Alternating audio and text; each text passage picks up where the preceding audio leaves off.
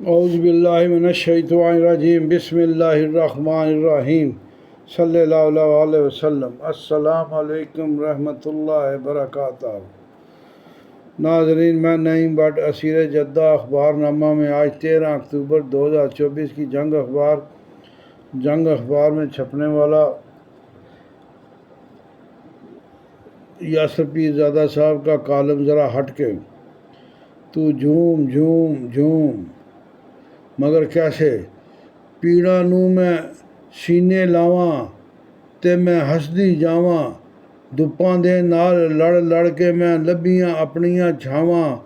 دکھ بھی اپنے سکھ بھی اپنے میں تے بس اے جانا سب نو سمجھ کے کی کرنا اے دل نو اے سمجھاواں تو جھوم جھوم جھوم۔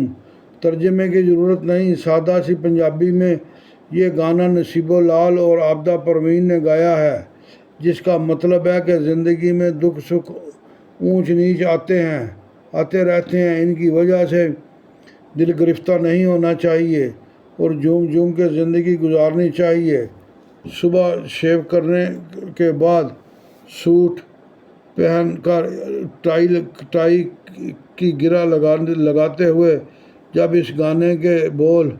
کان میں پڑے ہیں تو لطف آ جاتا ہے، مگر یہ لطف اسی صورت میں آ سکتا ہے اگر یہ پریشانی نہ ہو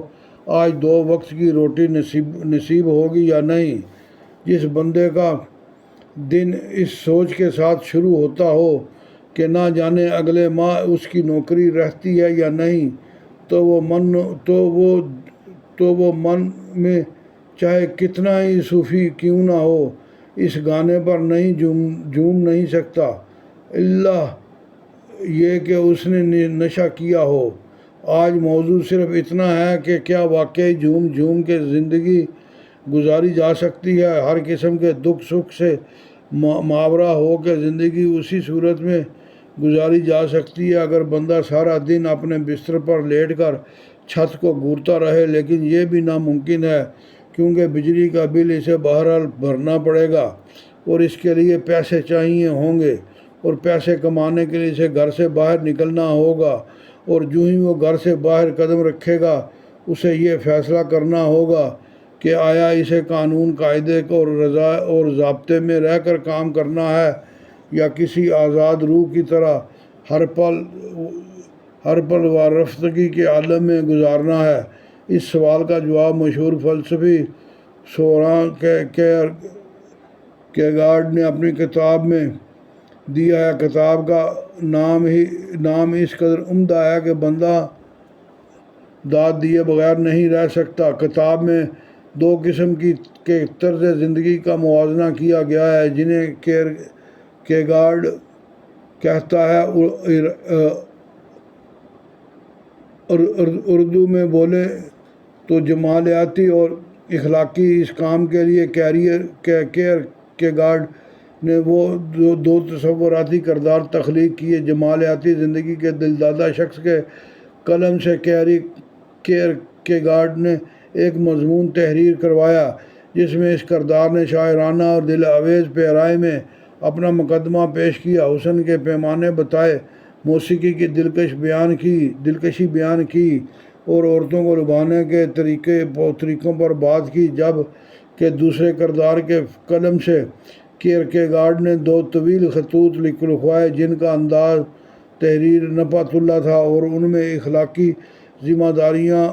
داریوں اور قانون قاعدے کی پابندی کے تحت زندگی گزارنے کی ترغیب دی گئی تھی۔ کیرکیگارڈ کے مطابق انسان کے اندر متواتر ایک جنگ جاری رہتی ہے کہ ان دونوں طرز زندگی میں سے کس کا انتخاب کیا جائے۔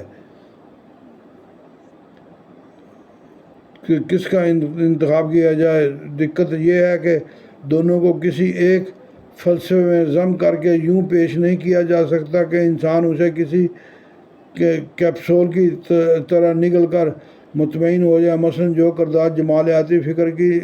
نمائندگی کرتا ہے وہ ایک گمنام نوجوان ہے جو نتائج کی پرواہ کیے بغیر صرف ذاتی خوش طمع اور لالچ اور اپنی تفریحات کی تکمیل کے لیے زندگی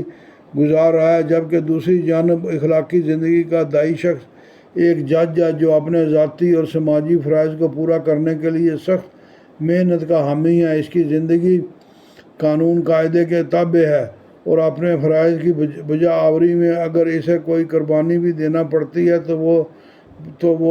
وہ دریغ نہیں کرتا۔ اس کی نظر میں جمالیاتی طرز زندگی اخلاقی دیوالیہ پن ہے، عبارت ہے جس کا نتیجہ بلاخر شدید مایوسی ناکامی کی صورت میں نکلتا ہے۔ یہ بات ذہن میں رہے کہ جب کیرکیگارڈ اپنے فرضی کرداروں کے ذریعے ان دونوں نظریات کا موازنہ کرتا ہے تو اس مقصد کی ایک طرز زندگی کے حق میں دلائل پیش کر کے اسے درست قرار دیتا نہیں ہے، بلکہ وہ صرف اپنے پڑھنے والوں کے ذہنوں کو جھنجھوڑ کر یہ بتانا چاہتا ہے کہ ان کی زندگی میں تناؤ کی وجہ اصل میں یہ اندرونی کشمکش ہے جو ختم نہیں ہو پاتی۔ سوران کیرکیگارڈ نے اپنی کتاب میں ایک اہم سوال اٹھایا ہے کہ کیا انسان اپنی زندگی میں اضطراب سے چھٹکارا پا سکتا ہے؟ اس سوال کا جواب کیرکیگارڈ یوں دیتا ہے کہ یہ دراصل غیر یقینی مستقبل ہے جس کی وجہ سے ہم ذہنی تناؤ اور اضطراب کا شکار ہوتے ہیں، اور اس کی بنیاد انسان کو میسر و آزادی ہے جس کے تحت وہ اپنی زندگی گزارنے کے فیصلے کرتا ہے۔ انسان کو چونکہ ان فیصلوں کے ممکنہ نتائج کا علم نہیں ہوتا، اس لیے تناؤ کی کیفیت جنم لیتی ہے جس سے پیچھا چھڑانا ممکن نہیں رہتا۔ یہ سوالات انسان کے وجود سے متعلق ہیں کہ ہم کون ہیں اور ہمیں کس طرح رہنا چاہیے، اور ان کے حتمی جوابات دستیاب نہیں ہیں۔ اس لیے یہ لا علم اضطراب جو جنم دیتی ہے، ہم یقینی طور انہیں جان سکتے کہ آیا ہم نے زندگی میں درست راستے کا انتخاب کیا یا نہیں، لیکن بہرحال ہم یہ انتخاب کرنے میں آزاد ہیں۔ اس لیے یہ آزادی ایک طرح سے تناؤ اور اضطراب کا باعث بنتی ہے، یا یوں سمجھیں کہ آزادی کی قیمت ہمیں اضطراب کی شکل میں چکانا پڑتی ہے۔ تاہم کیرکیگارڈ کہتا ہے کہ ایک بار جب ہم اس حقیقت کو قبول کر لیں تو پھر ہم زندگی کی اس غیر یقینی صورتحال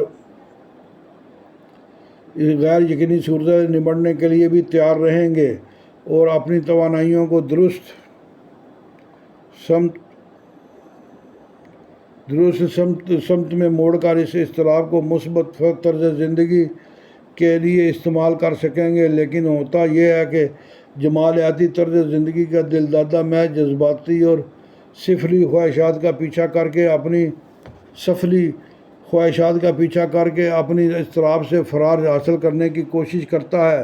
جبکہ یہ فرار فقط زندگی کے ادھورے پن پر منتج ہو جاتا ہے۔ دوسری جانب اخلاقی زندگی کا داعی شخص اس اضطراب کا یوں مقابلہ کرتا ہے کہ وہ اپنی زندگی کو اخلاقی قوانین اور اصول و ضوابط کا پابند بنا لیتا ہے، لیکن یہ پابندیاں اسے ایک روبوٹ بنا دیتی ہیں جو بغیر کسی سوال و جواب کے محض احکامات پر عمل درآمد کا عادی ہو۔ اس میں یہ احساس ہی ناپید ہو جاتا ہے کہ جنہیں وہ سماجی فرائض یا ذمہ داریاں سمجھ رہا ہے، آخر ان کی اتھارٹی کا ماخذ کیا ہے؟ اگر انسان اس طرح بلا سوچے سمجھے محض پہلے سے جاری شدہ فرمودات کی اندھا دھند بجا آوری میں لگ جائے تو زندگی کا یہ اصولی انتخاب بھی حقیقی مسرت کا باعث نہیں بنتا۔ ویسے تو اس تمام بحث کا نتیجہ کچھ بھی نہیں نکلا، لیکن اگر ہم نتیجہ نکالنے پر تل جائیں، جیسے کہ کیرکیگارڈ کے بعد آنے والے لکھاریوں کا افکار اور کامیو دونوں میرے پسندیدہ ہیں نے نکالا، تو وہ سوائے اس کے اور کچھ نہیں نکلے گا کہ زندگی معنویت سے عاری ہے اور اس میں اضطراب سے چھٹکارا ممکن نہیں، لہٰذا اس زندگی کو گزارنے کا اس سے بہتر طریقہ نہیں ہو سکتا۔ تو جھوم مست رہا بس۔ بالکل یہ تھا جناب یاسر پیر زادہ صاحب کا کالم، امید آپ کو پسند